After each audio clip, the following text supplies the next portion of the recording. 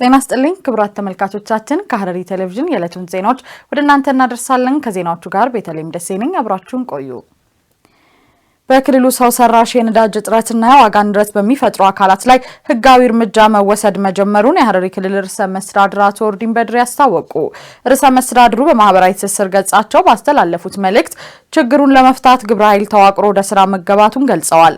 አቶ ኦርዲን እንደገለጹት ከዓለም አቀፋዊ ሁኔታ ጋር ተያይዞ ከሚከሰተው የነዳጅ እጥረት በተጨማሪ በህገወጥ የነዳጅ ግብይት በመሳተፍ አሽከርካሪዎችንና ህዝቡን ሲያሰማሩ በነበሩ አካላት ላይ ጠንካራ የህግ ማስከበር እርምጃ እየተወሰደ ይገኛልም ብለዋል።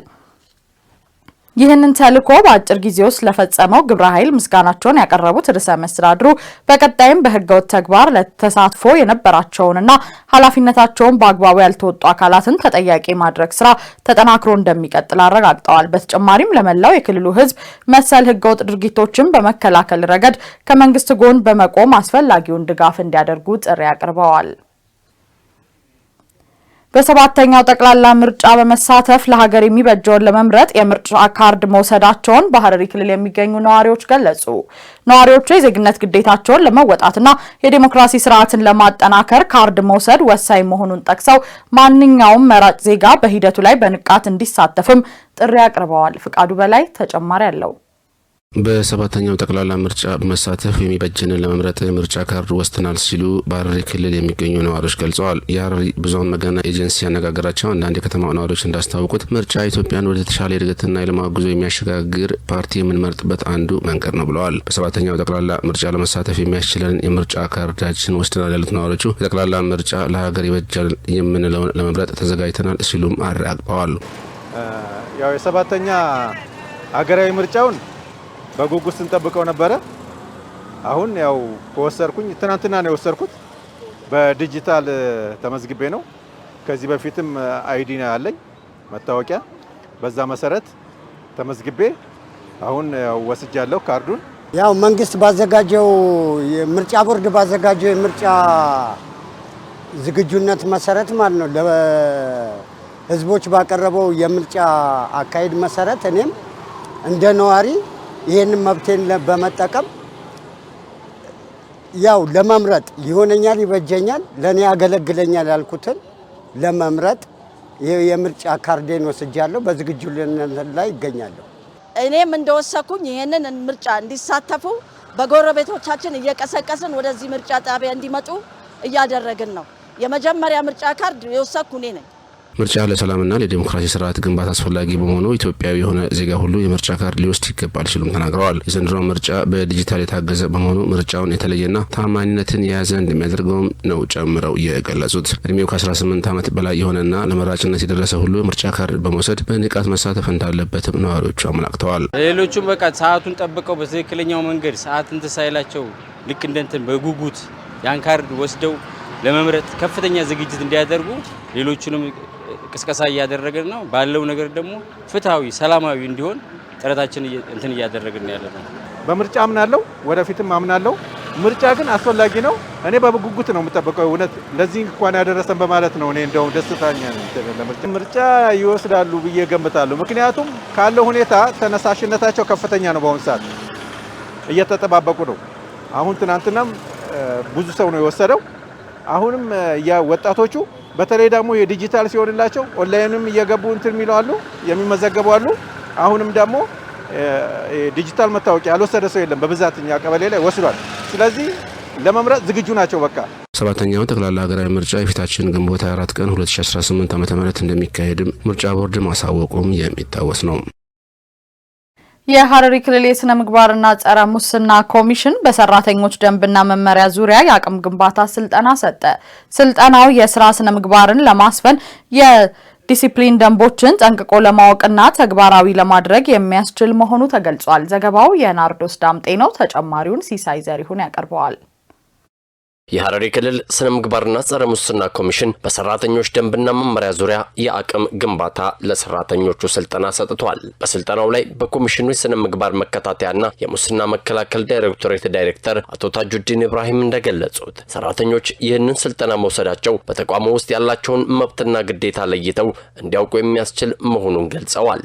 በአቅም ግንባታ ስልጠናው ላይ ገለጻ ያደረጉት የክልሉ ሲቪል ሰርቪስ ኮሚሽን የሰው ሀብት ልማትና የመረጃ ዳይሬክቶሬት ዳይሬክተር የሆኑት አቶ ግርማ በየነ የቅሬታ አቀራረብ ስርዓትን በሚመለከት ሰራተኞች መብታቸውን በህጋዊ መንገድ እንዴት ማስከበር እንዳለባቸው ግንዛቤ እንዲጨብጡ የሚያስችል ስልጠና መሆኑን ገልጸዋል። የዲሲፕሊን መመሪያዎች በተቋም ውስጥ በዋነኝነት የስራ ስነ ምግባርን ለማስፈን የዲሲፕሊን ደንቦችን ጠንቅቆ ማወቅና ተግባራዊ ማድረግ ለተቋሙ ውጤታማነት ወሳኝ መሆኑን አመላክተዋል። በተቋሙ ማንኛውም ሰራተኛ የሚያቀርበውን ቅሬታ ተቀባይነት እንዲኖረውና ፍትሃዊ ክዋኔ እንዲያገኝ ውሳኔ እንዲያገኝ ቅሬታውን በማስረጃ የተደገፈ በማድረግ ማመልከት እንደሚቻልም አብራርተዋል። በስልጠናው ላይ የተሳተፉት የኮሚሽኑ ሰራተኞች በበኩላቸው ስልጠናው ወቅታዊና እጅግ አስፈላጊ መሆኑን ገልጸው ከዚህ ቀደም በደንብና መመሪያዎች ዙሪያ የነበሩብንን ብዥታዎች ለመቅረፍ አስችሎናል ብለዋል። ዋናው ዓላማ ያው ምንድነው አንድ መንግስት ሰራተኛ ማወቅ ያለበት ደንብና መመሪያ ምን ይመስላል የሚለውን የበለጠ ግንዛቤ ኖሮት ሁሉም ሰራተኛ ያለበትን መብትና ግዴታውን ሌላው ደግሞ ቅሬታ እንዴት ማቅረብ እንዳለበት ቅሬታስ እንዴት ሊፈታ እንደሚችል አንድ መንግስት ሰራተኛ በመተዳደሪያ ደንቡስ እንዴት ነው የሚፈታለት የሚለውን በቂ ግንዛቤ እንዲያገኝ በማሰብ ነው። ደንቡን መሰረት በማድረግ የዲሲፕሊን ግድፈቶች እንዳይከሰቱ በቅድሚያ መከላከል እንዲያስችልና ይህም የተረጋጋ የሥራ አካባቢ እንዲፈጠር አስተዋጽኦ እንደሚኖረውም ተናግረዋል። ስልጠናው እንግዲህ በዋናነት ጠቀሜታው ያው ኮሚሽኑ እንደሚታወቀው በሙስናና ብልሹ አሰራር ላይ በሰፊው ስራዎችን ይሰራልና ያንን ተልዕኮ ወስዶ የሚሰራ ሰራተኛ ደግሞ ዲሲፕሊን ጠብቆ መስራት እንዳለበት ያዛል ዋናው።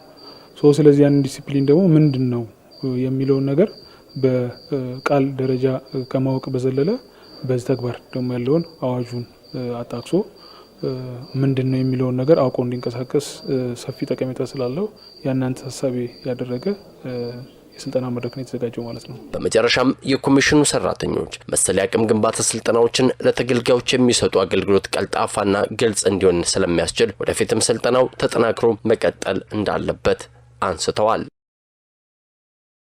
የኢድ አልፈጥር በዓልን አስመልክቶ የእስልምና እምነት ተከታዮች አቅመ ደካሞችን በመርዳት ሃይማኖታዊ ግዴታቸውን እንዲወጡ የምስራቅ ሐረርጌ ዞን ከፍተኛ ፍርድ ቤት ቃዲ ሼህ ኡስማን ሐሰን ጥሪ ያቀረቡ የዘካ ፊጥርን ድንጋጌ በአግባቡ በመፈጸም አቅመ ደካሞችና ምስኪኖችን መርዳት ይገባልም ብለዋል። ዘገባው የጀዲዳ አህመድ ነው። ተጨማሪውን ሲሳይ ዘሪሁን ያቀርበዋል። መላ ህዝበ ሙስሊሙ የረመዳንን ወርን በጾም በጸሎትና በበጎ ተግባራት ሲያሳልፍ ቆይቶ የኢድ አልፈጥር በዓልን ለማክበር በዝግጅት ላይ ይገኛል። ይህንን በዓል አስመልክቶ የምስራቅ ሐረርጌ ዞን ከፍተኛ ቃዲ የሆኑት ሼክ ኡስማን ሐሰን ከሐረሪ ብዙሃን መገናኛ ኤጀንሲ ጋር ባደረጉት ቆይታ ህዝበ ሙስሊሙ ማህበረሰብ የዘካተል ፊጥርን በአግባቡ በመፈጸም አቅመ ደካሞችን ሊረዳ እንደሚገባ ሼክ ኡስማን በገለጻቸው ዘካተል ፊጥር በረመዳን ወር ማጠናቀቂያ ላይ የሚሰጥና ራሳቸውን መርዳት ከማይችሉ ሰዎች ለማይችሉ ሰዎች እጃጠሮች በስተቀር ከማይችሉ ሰዎች ወይም ከእጃጠሮች በስተቀር በእያንዳንዱ ሙስሊም ላይ የተጣለ ሃይማኖታዊ ግዴታ ነው ይላሉ። ዘካ ፊጥሪዳ ረቢን ድርቀማ ጎዴ ዘካተል ፊጥር በወንድም ሆነ በሴት በህፃናትም ሆነ በአዋቂዎች ላይ ግዴታ ነው። መጠኑም ማህበረሰቡ ከሚመገበው እህል 2.5 እስከ 3 ኪሎ እንዲያወጣ አላህ ግዴታ አድርጓል። የዘካው ዋነኛ ዓላማ ዝቅተኛ ገቢ ያላቸውና አቅመ ደካማ ወገኖች በዓሉን ቀን እንደማንኛውም ሰው ተደስተውና ጠግበው እንዲውሉ ማስቻል እንደሆነ ይናገራሉ። ይህንንም መወጣት ያለበት ማህበረሰቡ በሚኖርበት አካባቢ በብዛት ለምግብነት ከሚውሉ የጥራጥሬ ወይም የእህል አይነቶች መሆን እንዳለበትም አስረድተዋል። ቀመዲ፣ ገርቡ፣ ኤሳ፣ ጣፊ ለአንድ ሰው የሚከፈለው የዘካተል ፊጥር ከሚከተሉት የእህል አይነቶች ሊሆን ይችላል። በቆሎ፣ ማሽላ፣ ስንዴ፣ ገብስ፣ አተር፣ ሩዝ፣ ጤፍ ወይም ደረቅ ወተት ወይም አይብ። አይሳ ሱጉደ ተቆቲቱ ከፈለመናማ ተቆራ ሼህ ኡስማን ዘካተል ፊጥርን በሚሰጥበት ወቅት ጥንቃቄ ሊደረግባቸው የሚገቡ ነጥቦችን የሚያነሱ ሲሆን በተለይም ዘካ የሌላውን ሰው ዕዳ ለመክፈያነት ማዋል እንደሌለበትና ለሰራተኛም እንደ ደሞዝ ተቆጥሮ መሰጠት እንደማይገባው አሳስበዋል። ይልቁንም ድርጊቱ አቅመ ደካሞችን ለመርዳት የሚከናወን ፍጹም መንፈሳዊና በጎ አድራጎታዊ ተግባር ሊሆን እንደሚገባም መክረዋል። ዘካን ፊጥሪዳ ኡማት አንተ ታናቲ ጦሩ ጅርቱ ዘካተል ፊጥር አንተ የመመገብና የመንከባከብ ኃላፊነት ላለበት ቤተሰብ ሊሰጥ አይችልም። ለምሳሌ ለእናት መስጠት አይቻልም፣ ምክንያቱም እሷ በአንተ ላይ ሀቅ ስላላትና አንተ ልትንከባከባት ስለሚገባ። ለአባት መስጠት አይቻልም፣ አንተ ዘንድ ለሚሰራ ሰራተኛ እንደ ደመወዝ መስጠት አይቻልም። በእነዚህ ሁኔታዎች ዘካው ተቀባይነት አይኖረውም። ዋን ቢራሲ ቀባ ወጀታን በመጨረሻም ሼህ ኡስማን ሐሰን ለመላው እስልምና እምነት ተከታዮች የኢድ አልፍጥር በዓል የደስታና የሰላም እንዲሆንላቸው መልካም ምኞታቸውንም አስተላልፈዋል።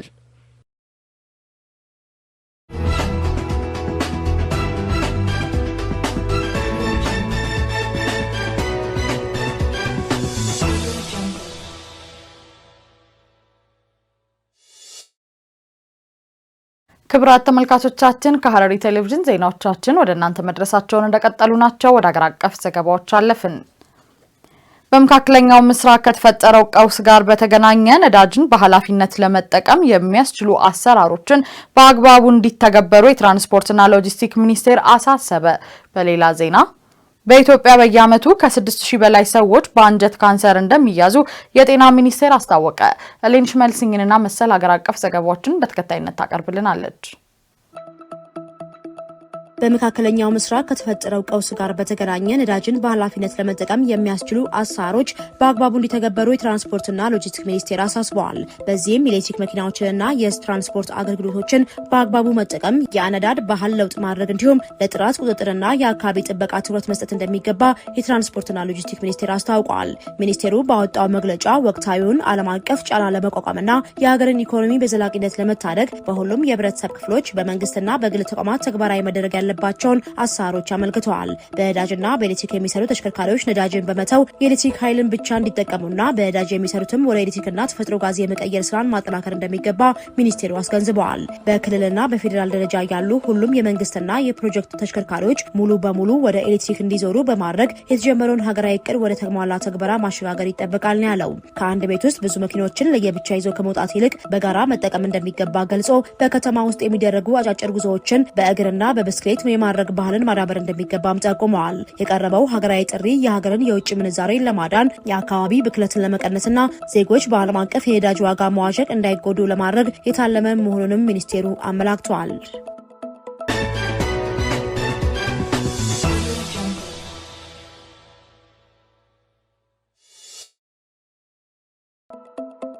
በኢትዮጵያ በየዓመቱ ከ6000 በላይ ሰዎች በአንጀት ካንሰር እንደሚያዙ የጤና ሚኒስቴር አስታውቋል። የጤና ሚኒስቴር ከጥቁር አንበሳ ስፔሻላይዝድ ሆስፒታል ጋር በመተባበር የዓለም የአንጀት ካንሰር ወርን ምክንያት በማድረግ የግንዛቤ ማስጨበጫ መርሃ ግብር አካሂደዋል። በጤና ሚኒስቴር የተላላፊ በሽታዎች መከላከልና መቆጣጠር መሪ ስራ አስፈጻሚ ዶክተር ህይወት ሰለሞን እንደገለጹት የአንጀት ካንሰር የህብረተሰብ የጤና ችግር እየሆነና ከጊዜ ወደ ጊዜ ችግሩ እየሰፋ በመሄድ ላይ ይገኛል። የአንጀት ካንሰር በወንዶች ላይ ከሚከሰቱ የካንሰር አይነቶች የመጀመሪያውን ደረጃ የሚይዝ ሲሆን በሴቶች ላይ ደግሞ ከጡትና ከማህፀን በር ጫፍ ካንሰር ቀጥሎ በሶስተኛ ደረጃ ላይ እንደሚገኝ አስታውቀዋል። በኢትዮጵያ በአመት 80,000 አዳዲስ የካንሰር ታማሚዎች ሕክምና ለማግኘት ወደ ጤና ተቋማት እንደሚሄዱ ገልጸው ከ6,000 በላይ የሚሆኑት ደግሞ በአንጀት ካንሰር የሚያዙ ሰዎች መሆናቸውን ተናግረዋል። የአንጀት ካንሰርን ቀድሞ በመለየት መከላከልና በሕክምና ማዳን የሚቻል በመሆኑ ህብረተሰቡ ተገቢውን ግንዛቤ እንዲጨብጥ ሁሉም የድርሻውን እንዲወጣ ጥሪ አቅርበዋል። ዘገባው የጋዜጣ ፕላስ ነው።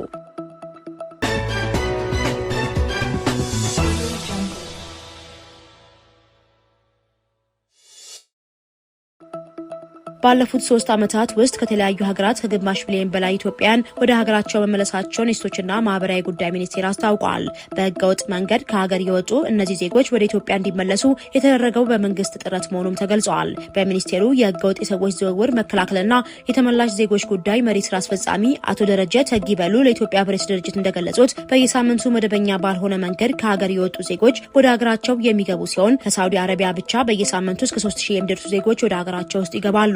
ከተመላሽ ዜጎች መካከል ሴቶችና ህጻናት በከፍተኛ ሁኔታ ለጉዳት እንደሚጋለጡ የገለጹት ስራ አስፈጻሚው በቁጥር ደረጃ ግን ከ80 እስከ 90% የሚሆነውን ድርሻ የሚይዙት ወንዶች መሆናቸውን አመልክተዋል።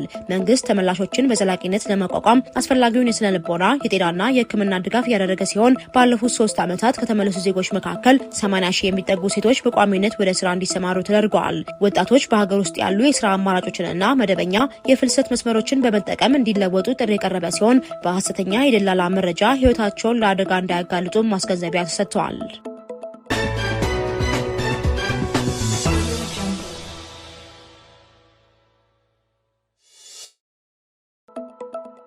የ12ኛ ክፍል ብሔራዊ ፈተና ምዝገባ እየተካሄደ እንደሚገኝ ተገለጸ። የ2018 የትምህርት ዘመን የ12ኛ ክፍል ሀገር አቀፍ ፈተና ምዝገባ እየተካሄደ መሆኑን የትምህርት ምዘናና ፈተናዎች አገልግሎት አስታውቋል። ተፈታኞች በተቀመጠው የጊዜ ገደብ ውስጥ ምዝገባ ማካሄድ እንዳለባቸውም አገልግሎቱ አሳስበዋል። አስፈላጊውን ምዝገባ ያላከናወነ ማንኛውም ተማሪ በፈተናው ላይ መሳተፍ የማይችል መሆኑንም መስሪያ ቤቱ አሳስበዋል።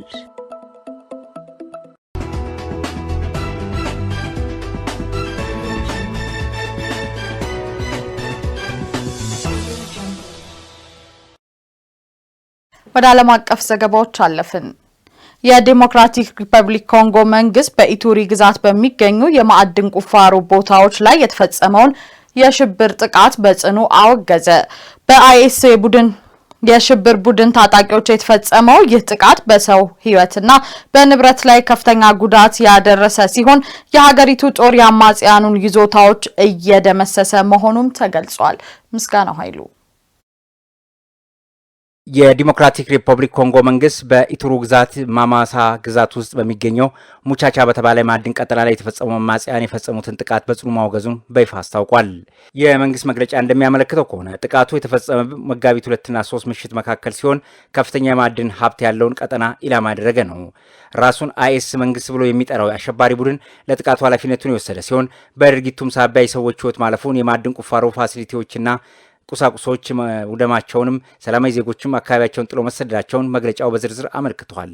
የኮንጎ መንግስት ለተጎጂ ቤተሰቦችና ለጥቃቱ ሰለባ ለሆኑ የሞምባሳ ግዛት ነዋሪዎች መጽናናት የተመኘ ሲሆን የሀገሪቱ ጦር ኃይል አማጽያኑን ለማደንና ለመደምሰስ እያደረገ ያለውን ጥረት አድንቀዋል።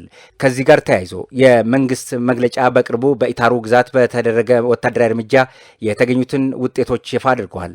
በዚህ መሰረት በሞምባሳ ግዛት የእስላማዊ መንግስት ተላላኪ እንደሆነ የሚታወቀው የአይዲኤፍ አማጽያን ይዟቸው የነበሩትን በርካታ የጦር ሰፈሮችን ማውደማቸውን፣ ከፍተኛ መጠን ያለው ፈንጂ በቁጥጥር ስር ማዋሉ ተገልጿል። በተመሳሳይ ወታደራዊ ዘመቻዎች በጂግቡ ግዛት ከቶማስ ሉባንጋ ጋር ግንኙነት አለው በሚባል የህዝብ አብዮት ኮንቬንሽን ታጣቂዎች ላይ እርምጃ መወሰዱና በርካታ የጦር መሳሪያዎች መማረካቸውን የኮንጎ ጦር ሰራዊት አስታውቋል። የኮንጎ መንግስት በክልሉ የሚንቀሳቀሱ የታጠቁ ቡድኖችን ሙሉ በሙሉ ለማጥፋትና የአካባቢውን ሰላም በዘላቂነት ለማረጋገጥ ወታደራዊ ዘመቻዎችን አጠናክሮ እንደሚቀጥል በድጋሚ ያረጋግጧል ሲል ሲጂቲኤን ዘግቧል። የእስያ ሀገራት የነዳጅን ለመቆጠብ የስራ ቀናትን ከመቀነስ አንስቶ የተለያዩ እርምጃዎችን እየወሰዱ መሆኑን ተነገረ። ባለፈው ዓመት በሆርሙዝ ወሽመጥ በኩል ካለፈው ነዳጅና ጋዝ ውስጥ 90 በመቶ የሚጠጋው የደረሰው ወደ እስያ ነው። ዘገባው የቢቢሲ ነው። ባህር ጠንክር የእስያ ሀገራት ነዳጅን ለመቆጠብ የስራ ቀናትን ከመቀነስ አንስቶ የተለያዩ እርምጃዎችን እየወሰዱ እንደሆነ ተነገረ። እስያዊቷ ሀገር ስሪላንካ በኢራን ጦርነት ምክንያት ሊፈጠር የሚችል የነዳጅ እጥረት ለመቋቋም በየሳምንቱ ረቡዕ ዕለት እንደ የህዝብ በዓል ተቆጥሮ የመንግስት መስሪያ ቤቶች እንዲዘጉ ወስናለች። ሞተር ሳይክል አሽከርካሪዎች ምን ያህል ነዳጅ መግዛት እንደሚችሉ የሚወስን የራሽን ካርድ እንዲይዙም ተደርጓል። የስሪላንካ ፕሬዝዳንት አንዱራ ኩማራ ሰኞ ዕለት በተደረገ አስቸኳይ ስብሰባ ላይ ለከፋው ነገር መዘጋጀት አለብን፣ ነገር ግን ጥሩ ነገር እንዳይመጣ ተስፋ እናደርጋለን ብለዋል። ስሪላንካ ይህንን እርምጃ የወሰደችው በየቀኑ በሚሊዮን የሚቆጠር በርሜል ነዳጅ የሚተላለፍበት የሆርሙዝ ወሽመጥ መዘጋቱን ተከትሎ ሌሎች የእስያ ሀገራት የቁጠባ ውሳኔዎች ካሳለፉ በኋላ ነው። ባለፉት ዓመታት በሆርሙዝ ወሽመጥ በኩል ካለፈው ነዳጅ እና ጋዝ ውስጥ 90 በመቶ የሚጠጋው የደረሰው ወደ እስያ ሀገራት ነበረ። ሌሎችም የእስያ ሀገራት በጦርነቱ ምክንያት የነዳጅ እጥረት እንዳይፈጠር በመስጋት እርምጃዎችን እየወሰዱ ይገኛሉ። ማይናማር የግል ተሽከርካሪዎች እንዲንቀሳቀሱ የሚፈቀድላቸው አንድ ቀን እያለፉ ነው። በየትኛው ቀን የቱ ተሽከርካሪ ይንቀሳቀሳል የሚለውም የሚወሰነው በሰሌዳ ቁጥር እንደሆነ ተነግሯል። ባንግላዴሽ በበኩሏ ነዳጅና ኤሌክትሪክ ለመቆጠብ ሲባል እስከ ኢድ አልፈጥር ድረስ ዩኒቨርሲቲዎች ተዘግተዋል። በመላው ሀገሪቱ መብራት የሚጠፋባቸው ቀናትም እንደሚኖሩም ተገልጿል። ፊሊፒንስ የመንግስት ሰራተኞች ቢያንስ በሳምንት አንድ ቀን ከቤት እንዲሰሩም ታዘዋል። የአገሪቱ ፕሬዝዳንት ፈርዲናንድ ማክሮስ ጁኒየር የመንግስት መስሪያ ቤቶች ወሳኝ ያልሆኑ ጉዞዎችን እንዳያደርጉም ከልክሏል። ታይላንድ የዜጎች የአየር ማቀዝቀዣ አጠቃቀም እንዲቀነስ ሲባል ነዋሪዎች ከሱፍ ይልቅ እጅጌ ጉርድ ልብሶችን እንዲያደርጉም አሳስባለች። ቪየትናም በበኩሏም ነዳጅ መቆጠብ እንዲቻል ዜጎች ይበልጥ ቤታቸው መዋል እንዲያዘወትሩ በአጽንኦትም አሳስባለች። ህዝቡ አስፈላጊ ሲሆን የግል መኪና መጠቀም እንዲገድብ እንዲሁም ሳይክል እንዲነዳ፣ ጋሪ እንዲጠቀም እንዲሁም በህዝብ ትራንስፖርት እንዲገለገሉም ጥሪ አቅርባለች። ክቡራት ተመልካቾቻችን ከሐረሪ ቴሌቪዥን ለዕለቱ ያዝንላችሁ ዜናዎች ተከታተላችሁን ይመስል ነበር። አብራችሁን ስለቆያችሁ ከልብ እናመሰግናለን። መልካም ጊዜ ከቀሪ የሐረሪ ቴሌቪዥን ፕሮግራሞች ጋር